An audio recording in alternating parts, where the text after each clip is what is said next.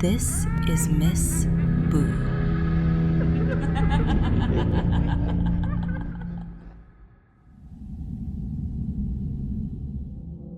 Up until then, I had grown up as the son of the company president, even though it was a small company. I thought my home, my career path, and my job were all predetermined. That all changed in a single day. My father said, "I've managed to secure enough for your tuition," but when I looked at the balance in the bank account, I realized a 4-year university was out of the question. I chose a vocational school, determined to enter the workforce as soon as possible. The room I rented after moving to Tokyo was more of a storage room than an apartment. It was an old wooden building, 2 stories high, strangely spacious. The landlord's unused furniture and unidentifiable boxes were piled up in the corners, and I was practically the only one living there. At night, the floorboards creaked in the empty hallway. Even without wind, the edges of the sliding doors would faintly creak. Despite all that, the rent was cheap. Back then, cheapness alone was enough for me. At the part-time job I started while attending vocational school, there was a girl named Keiko. She was serious, with a striking face that wasn't flashy, and her eyes crinkled slightly at the corners when she smiled. I had decided that I would confess my feelings to her when I had the chance, but before that, another man had gotten his hands on her. He was a noisy guy, even at the bar, and he was even worse when he'd had a few drinks. One night, when we were drinking with a few other people, he proudly declared, "I'm dating Keiko." That was still okay. Then he started talking about the night they first slept together. He recounted everything in detail, laughing, describing where they were, what expression he had, and what he said. I don't even remember what I'd been drinking from a certain point onwards. My head felt hot. I felt like I was going to throw up, and I left the bar without saying anything to anyone. I didn't feel like going home. Even after getting off at the nearest station, I didn't feel like going back to that room. My father's bankruptcy, my future plans, where I lived, all of it suddenly became real that night, rising up to my throat. Before I knew it, I was sitting on a bench in an unfamiliar park. I bought just 1 can of beer, and it got warm before I'd even finished half of it. Why me? The moment I said it, tears welled up. I felt pathetic, but I couldn't stop them. I thought no one was around, so I didn't even try to hold back my sobs. Just then, I heard a voice right behind me. "Are you crying?" I turned around and saw a little girl standing at the edge of the street where the street lights didn't reach. She looked about 5 years old. She was wearing a light-colored dress and had her hands clasped in front of her. I couldn't see her face clearly in the darkness. There was no way a child could be alone at this time of night. I was about to call out to her, but the girl spoke before I could. "What's wrong?"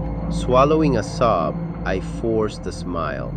I meant to say, "I'm fine," but the words wouldn't come out properly. Then the girl tilted her head slightly and said in a strangely calm tone, "Don't cry, it'll be all right." At that moment, I smelled a sweet scent.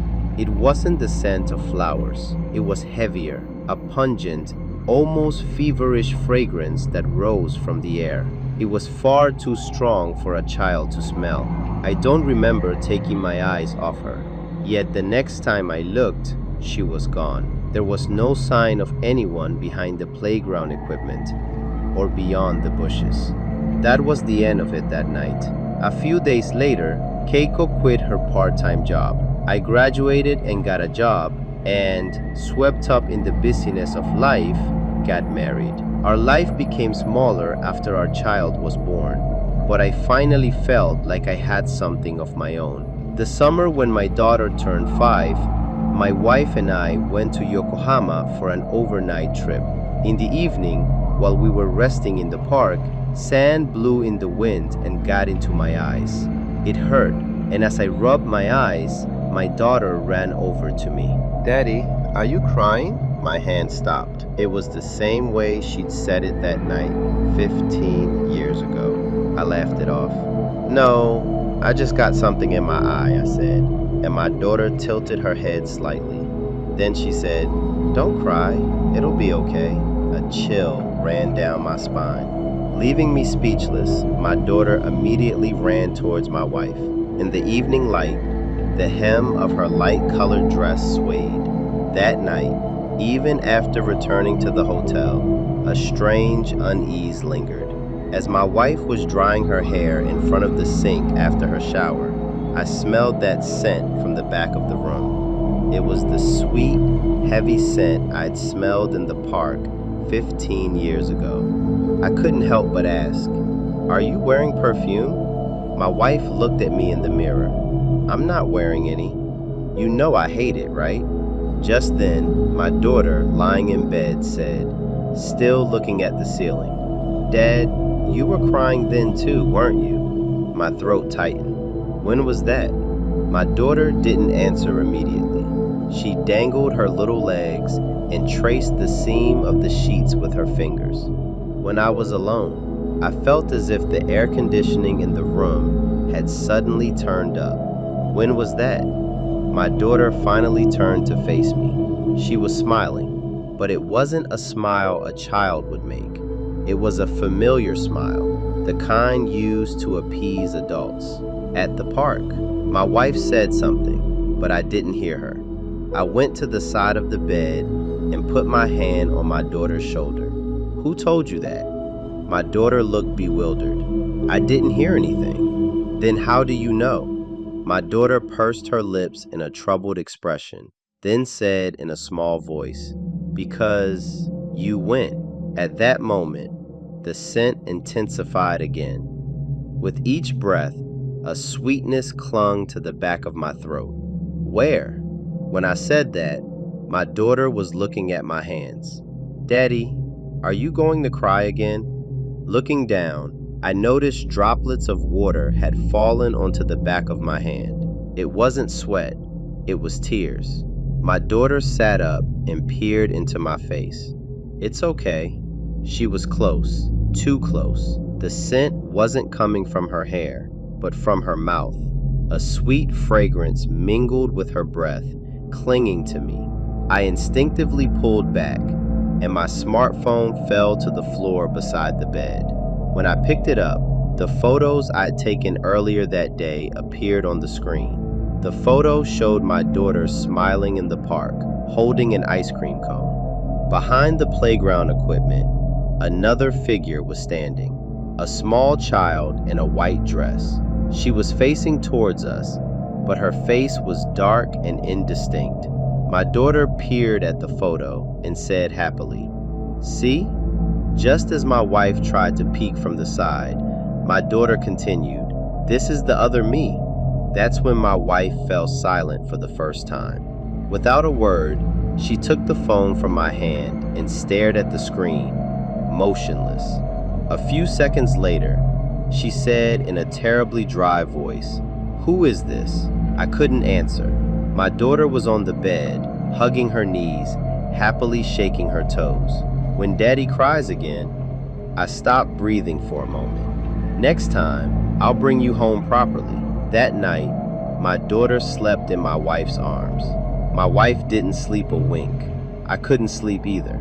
In the morning, my daughter remembered nothing of the previous night. When I showed her the photos, she only said, "That's me." Regarding the child hidden behind the playground equipment, she shook her head, saying, "There's no such child," but she was still in the photo. When I zoomed in, I could faintly see a pattern on the chest of her white dress. It was a small floral pattern. It was the same pattern as the nightgown my daughter was wearing at the hotel the previous night. After that, whenever my daughter saw someone crying, I would leave the scene first. It was the same on the train, in the hospital, or on television. My daughter always noticed. She would stare at the person, and her face would look as if she was about to remember something. Only once, when we saw a child crying after falling in a supermarket parking lot, my daughter opened her mouth slightly. At that moment, I smelled that scent. I grabbed my daughter's hand and ran away. When I looked back, the child who had been crying was no longer crying. She was looking at me. It was dark, and I couldn't see her face clearly, but I could tell she was smiling. It doesn't matter anymore who it was that night in the park. It might have been my future daughter, or it might not have been. The only thing I know for sure is that I wasn't comforted at that moment. I was found. If this story gave you chills, don't forget to subscribe, because the next one might be even worse.